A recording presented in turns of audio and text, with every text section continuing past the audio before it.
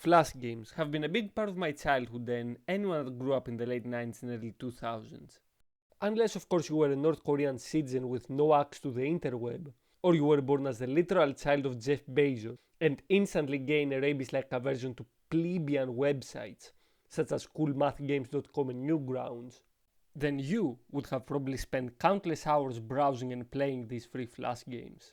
I've been on a nostalgic mood as of late, so in my pursuit to find my childlike happiness and scratch that nostalgia itch, I decided to replay some of my favorite Flash games from days of old and see how they hold up today.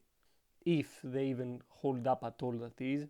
This was totally not an excuse so I can go and replay old Flash games. Shut up, lean back, relax, maybe even grab some snacks if you're feeling adventurous, and get ready, because today we're doing a deep dive into the zombie-infested wasteland of Learn to Die. Before we jump into this video though, I would very much appreciate it if you recommend other games or topics that you would like to hear about, especially since I'm fairly new to this type of video style and I'd really like the feedback. Oh, and please don't forget to leave a like and subscribe because it's the kind thing to do. So, back to it. Learn to Die, for those unfamiliar, is a 2D side-scrolling driving game set in a zombie apocalypse where your starting weapon is but a century-old and decrepit Volkswagen Beetle, with the main goal of the game being to reach a distant helicopter so you can escape this zombie-filled desert and hopefully escape to a better place. If there even is a safe place in this world. Originally published in 2012, during the height of the zombie mania, this game was an instant success, garnering over 155 million plays worldwide and creating lifelong memories in children all around the world. I need a car. Any car. Is the first line of dialogue you are met with in Learn to Die, a line so iconic that it probably triggered a PTSD-like reaction to some of you.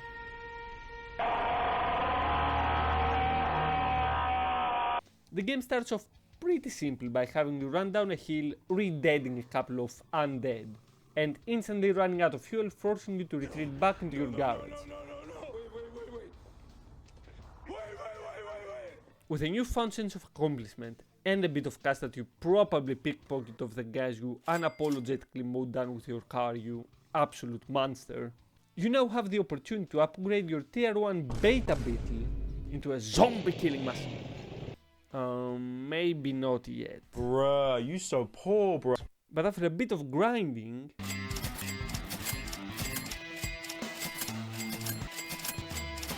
that's much better. But how far can this bad boy go?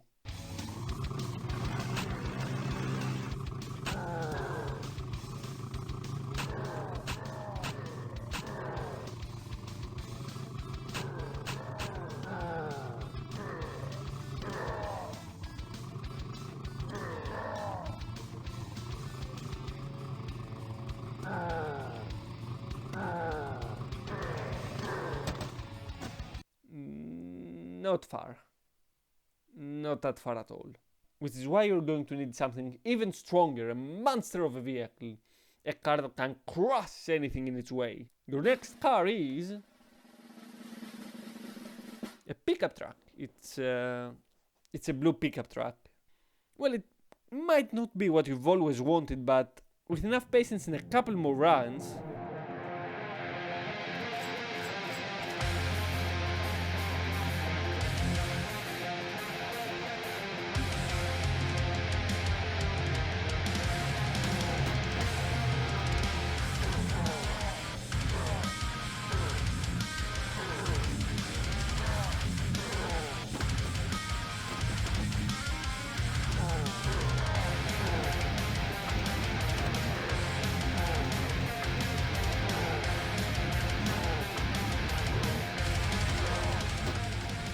you will eventually save up enough cash to afford the big one. Your ultimate form, upgrading to the gigatonic, huge, all-American red truck. With this beast of a vehicle, you can work your way through the entirety of the desert, obliterating everything in your way with great ease, finally reaching that oasis, that light at the end of the tunnel, your one true love, the thing that made your wife take the kids away. the helicopter. So yeah, you basically board it and leave the desert, traveling to a tropical paradise where you live happily ever after. Your wife even comes back with the kids. Kiss. Like that's ever gonna happen. Of course not. Of course that doesn't happen. In true video game fashion, your chopper runs out of fuel, committing Call of Duty Modern Warfare 3 Baccarat map, leaving you stranded once more in the unforgiving desert. Which leads us to... Whatever it takes, I'll find it.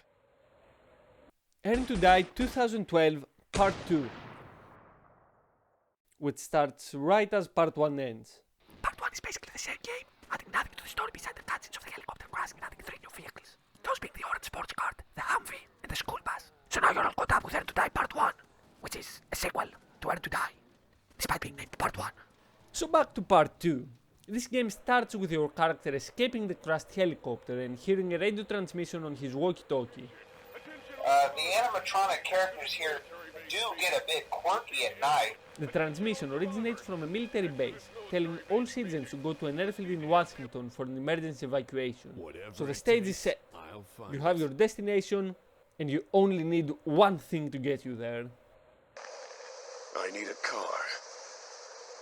Any car. Unlike the original, this game starts you off with the big guns right away, giving you this absolute unit of a fire truck. Its gun attachment even gives the little tracker hat. So cute! The upgrades remain largely the same, with the one addition of the armor upgrade, which helps you break down objects and run over zombies without losing all of your speed. Which is really important in this game since the road has more box laying around than the average Amazon warehouse.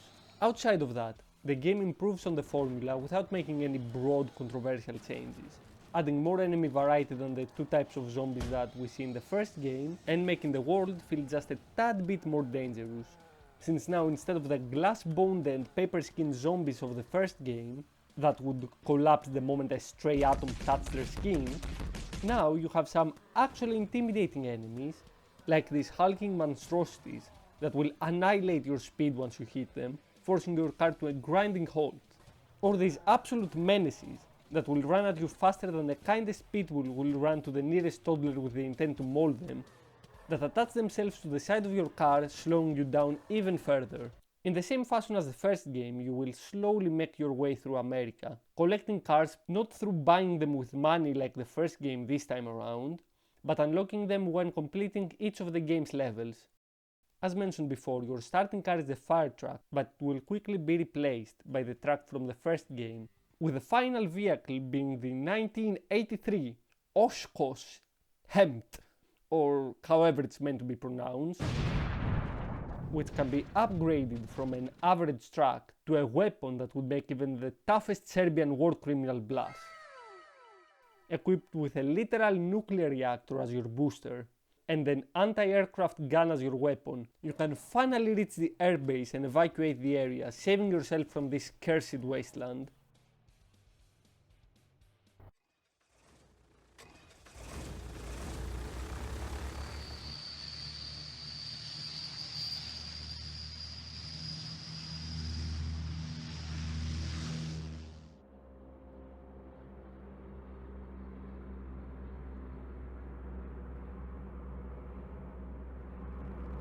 No! God! No! God, please, no! No! In 2015, the same year where the human race was blessed with cinematic masterpieces such as 50 Shades of Grey and Alvin and the Chipmunks, the road trip movie, Toffee Games released the long-awaited sequel to the original game called Earn to Die 2 Exodus. With a more defined story, a longer runtime, more upgrades and enemy variety, as well as multiple maps and levels, this game was made for success, building further on the first game and making some daring leaps in game design. Unfortunately, the game never found the success its developers expected, and was surprisingly met with mixed reviews, as well as numerous complaints that the game was underwhelming or that it was not the same as the first game, that was in some sense different and not as fun as the first game. So where did the complaints come from? Well, for a start, the sequel was longer than the first game. but the grinding for the upgrades was too drawn out, forcing the players to unlock all of the upgrades before having a fast enough car to reach the end of the level. The other big controversial change was that the cars in this game could just randomly break down, instantly ruining your run unless you were to invest in some really pricey armor upgrades, which can be really annoying, especially if you were on the verge of beating a level and your car just randomly breaks down. Finally, the last big complaint that the audience had was that the vehicles didn't really feel like cars but instead weightless JPEGs moving across the screen, similarly to other games of the time like Happy Wheels, which unfortunately I can't confirm. This game got them Bethesda tier physics. But what about the story? Does that redeem the game? Well, the story of Earn to Die 2 Exodus starts with your character running away from a horde of zombies and locking themselves inside of a gas station. That's where they see a TV broadcast telling them that the last evacuation ship will leave soon. My name is Walter Hartwell White. I live at 308 Negra Arroyo Lane, Albuquerque, New Mexico, 87104. This is my confession. Attention all survivors. Exodus military base speaking. We can't hold back anymore. Damn. Our last plane will now leave for Refuge Harbor, where an evacuation ship will depart. We urge all survivors to head there now. I need a car. Any car. So now with the route set and your new dune buggy, you can get there. You begin your journey towards the mythical land of Florida. So is Florida. Hot and sticky, like my balls. On your way, just like the previous games, you will upgrade your car first to a police car, which when fully upgraded looks like a Mad Max vehicle. That's if Mad Max was set in a cyberpunk post-apocalypse, that is. And then finally, you upgrade into the van of the guy that would normally be chased by your previous vehicle's owner. The game ends with you getting a Lambo, riding off into the sunset as a to be continued sign appears on screen. And that's it. That's the ending of the last surviving PC version of the game. Of course, it's not the real ending of the game series, but only the ending of the Flash version of it. So what happens to our protagonist? Where did the story go from there? Well, in the following years, Toffee Game would go on to release two sequels, Earn to Die 2, again, and Earn to Die 3, both of which were mobile exclusives, as well as a paid Steam version of Earn to Die 2, with neither following the original game story and mostly being standalone mobile games, which is a very questionable decision in my opinion. It turns out the game was actually a big I wrote this script a little over a year ago when it really seemed like the game would be left unfinished at the time. But in the process of editing this video, I found out about a new entry in the series that seems to actually be trying to innovate and transform the original format into a fully fledged game. That game is apparently called Earn to Die Rogue, and it combines classic Earn to Die gameplay along with a new element, that being a run and gun platforming session in between the driving parts. The idea intrigues me enough to want to try this, to be honest, but the mobile only element of it is a bit of a turn off for me. I'll leave this video right here as it's already taken me way too long to make this. I actually started writing and recording this video before the Deus Ex Realism ranking one, which you should definitely give it a watch if you haven't already. But if you want to see a part 2, please let me know and I'll make it if the demand is high enough. Let's say 1000 likes. I might even make some videos of it while writing a script for part 2. So yeah, that's it for this video. See you in the next one.